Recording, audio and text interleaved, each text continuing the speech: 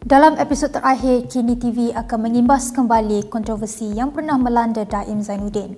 Dalam episod ini, kita akan lihat bagaimana Daim mendapat kepercayaan Dr. Mahathir dan mengetahui berapa besar kekayaan yang dimiliki tokoh korporat ini. Daim yang baru-baru ini disiasat SPRM telah menfailkan semakan kehakiman dalam usaha menghalang siasatan terhadapnya. Daim dalam affidavit sokongannya mendakwa jika dia kekal dalam perniagaan dan tidak menyertai politik pada 1984, nilai pegangan saham cair miliknya mungkin melebihi 50 bilion ringgit.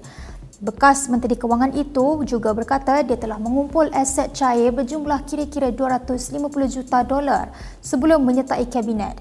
Jika ia diletakkan pada indeks S&P 500 pada ketika itu, nilai saham Daim hari ini mungkin melebihi 42 bilion dolar. Kira-kira setahun selepas menyertai kabinet meminta Daim untuk melikuidasi pelaburannya dalam syarikat-syarikat senarai awam dan United Malayan Banking Corporation UMBC. Daim kemudian menyifatkannya sebagai harga yang terpaksa dibayar untuk menyertai kerajaan. Daim telah pun memiliki aset cair sebanyak 250 juta dolar pada 40 tahun lalu. Berdasarkan kadar tukaran wang ketika itu, dia mempunyai nilai aset bersih sekurang-kurangnya 750 juta ringgit. Nilai kekayaannya ini menyebabkan Daim digambarkan sebagai orang terkaya yang tersembunyi di Asia oleh majalah Far Eastern Economic Review pada 2004. Pada 2021, Pandora Papers mendedahkan senarai syarikat atau amanah luar negara di bawah nama keluarga dan kroni Daim dengan nilai keseluruhan lebih 141 juta ringgit. Ketika disoal siasat, Daim menjawab bahawa dia membayar cukai ke atas pendapatan yang diperoleh daripada semua aktiviti perniagaannya dan kekayaannya terkumpul sejak dia mula menjalankan perniagaan pada 1960-an. Nilai bersih kekayaan sebenar Daim tidak pernah diketahui. Walaupun SPRM melancarkan siasatan berdasarkan Pandora Papers dan memerlukan Daim mengisytiharkan aset di dalam dan luar negara, dia telah memohon penangguhan sebanyak 5 kali sehinggalah menara ilham milik keluarganya disita pada Disember tahun lalu. Daim yang kini berusia 85 tahun memulakan kerjayanya sebagai peguam dan kemudian menceburi dunia perniagaan pada 1969. Walaupun berdepan cabaran awal keusahawanan, dia mencapai kejayaan ketara dalam projek perumahan di Ceras, Kuala Lumpur pada 1973. Difahamkan, Daim memperoleh tapak pembangunan itu berdasarkan hubungan rapatnya dengan Menteri Besar Selangor ketika itu, Harun Idris. Dalam tempoh ini juga, Daim menjadi rakan rapat Mahathir. 3 tahun selepas Mahathir menjadi Timbalan Perdana Menteri pada 1976, Daim dilantik sebagai pengerusi Peremba iaitu anak syarikat milik penuh Perbadanan Pembangunan Bandar UDA selepas Mahathir menyandang jawatan Presiden UMNO dan Perdana Menteri pada 1981, dia melantik Daim sebagai pengerusi Fleet Holdings iaitu cabang pelaburan UMNO pada tahun berikutnya. Semasa menerajui Peremba, Daim turut mempromosikan sekumpulan individu yang kemudiannya menjadi tokoh terkemuka dalam sektor perniagaan Malaysia. Kumpulan ini yang dikenali sebagai Daim's Boys termasuk Wan Azmi Wan Hamzah yang menjadi Ketua Pengarah Eksekutif Malayan Banking pada usia 35 tahun, Halim Saad iaitu bekas pengerusi eksekutif Kumpulan Berenung dan Tajuddin Ramli bekas pengerusi Malaysia Airlines dan Celcom. Walaupun Daim mendakwa tidak lagi aktif dalam aktiviti perniagaan, dia diiktiraf sebagai antara tokoh paling berpengaruh dalam komuniti perniagaan Malaysia. Daim meluaskan pengaruhnya dalam pelbagai industri penting termasuk perbankan, penyiaran, perladangan, pembuatan, peruncitan, hartanah dan pembinaan. Pada tahun 1980, Daim dilantik ke Dewan Negara selama 2 tahun. Pada pilihan raya umum 1982, Daim berjaya bertanding dalam pilihan raya dan 2 tahun kemudian, dia memegang jawatan Menteri Kewangan buat kali pertama. Walaupun kerjaya politiknya meningkat dengan cepat, Daim tidak begitu menonjolkan diri. Selepas menjadi Menteri Kewangan, The Sunday Times pernah melaporkan seorang penunjuk tempat duduk di Parlimen yang menggambarkan Daim sebagai seorang backbencher yang tidak begitu diperhatikan. Dia juga tidak pernah bercakap sepatah pun semasa menjadi senator atau mungkin hanya sekali dua secara ringkas di Parlimen.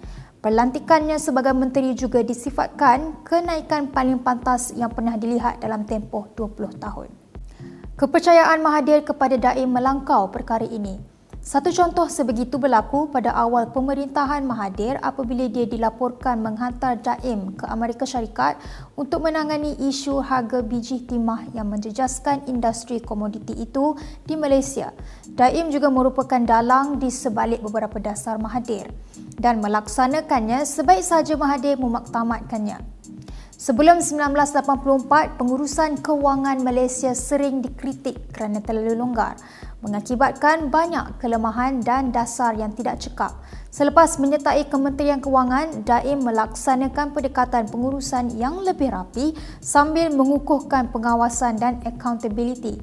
Daim juga berjaya mempercepatkan pengurangan hutang negara sebelum jangka masa 1987 hingga 1989.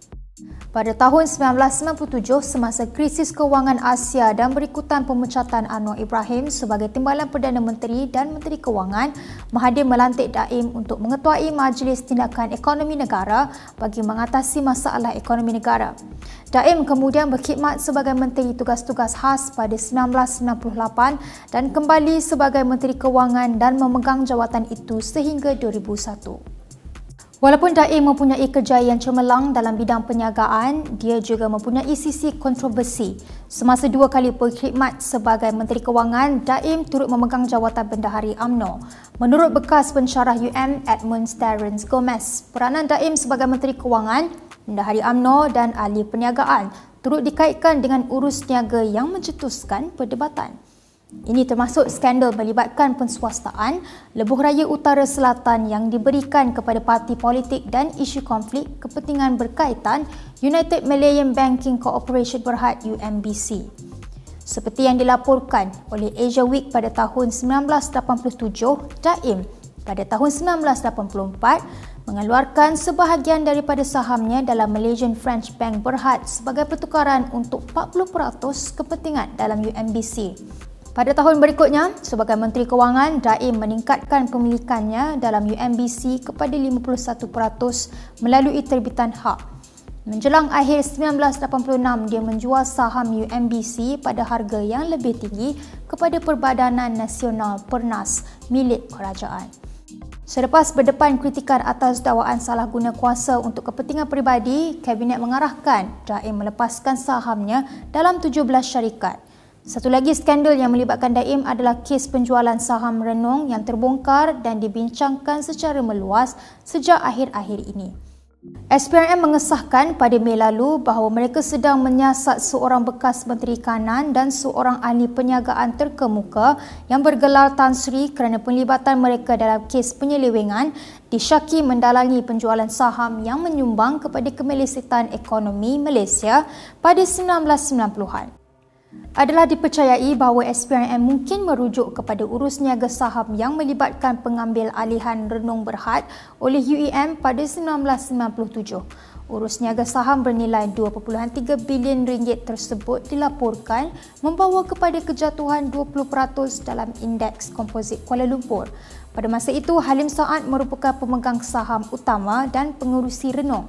Bagaimanapun, media kemudiannya memetik sumber yang menyatakan bahawa Daim menafikan penglibatannya dalam pemerolehan saham Renong oleh UEM pada 1997. Daim meletakkan jawatan selepas penggal keduanya sebagai Menteri Kewangan pada 2001. Susulan peletakan jawatan Mahathir sebagai Perdana Menteri selepas 22 tahun pada Oktober 2003, Daim secara senyap-senyap mengembangkan perniagaannya ke pasaran antarabangsa. Ini termasuk berkhidmat sebagai penasihat kepada institusi pelaburan di Singapura dan Brunei. ICB Financial Group milik Daim terlibat dalam aktiviti komersial di sekurang-kurangnya 14 negara yang merangkumi Eropah, Afrika dan Asia. Semasa satu temu bual pada 2004, Daim menyebut bahawa secara peribadi dia telah bersara dan tidak mahu bersaing dengan rakyat Malaysia. Sering digelar Godfather of Corporate Malaysia, Daim dikenali kerana mempunyai pengaruh besar dalam politik dan perniagaan. Dia mengumpul kekayaan yang besar hasil daripada empayar perbankan global yang dibina bertahun-tahun.